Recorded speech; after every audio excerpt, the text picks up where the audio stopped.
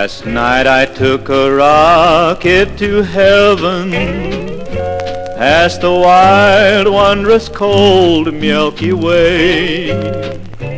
I was met by an old friend who lives there, and these are the words he had to say. Eddie, don't be afraid. Don't draw back in fear. There's a good reason you were brought up here. We want you to go back and tell them before it's too late, to stop their wars of madness and their wars of hate. Tell them to stop poisoning those generations unborn before they wake up to Armageddon, some terrible atomic morn. Last night I took a rocket to heaven, where my old friend confided in me. He had conversed with the master who told him there are none so blind as those who will not see.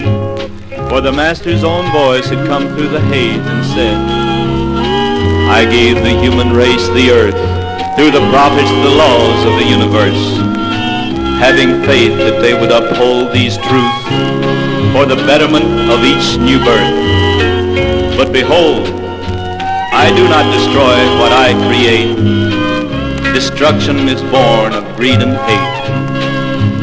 Love is the strongest power to withstand all the destructive forces of the devil's hand.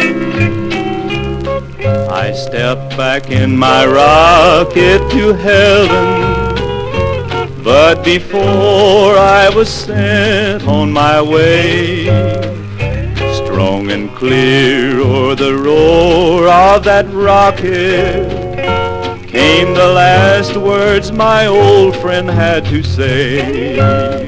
Go back and tell them before it's too late to stop that one-way rocket down that road of hate.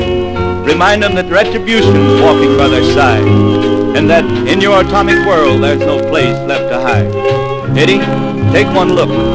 Look, that world below is hanging by a thread. Unless you learn to live and love, that thread will snap, he said.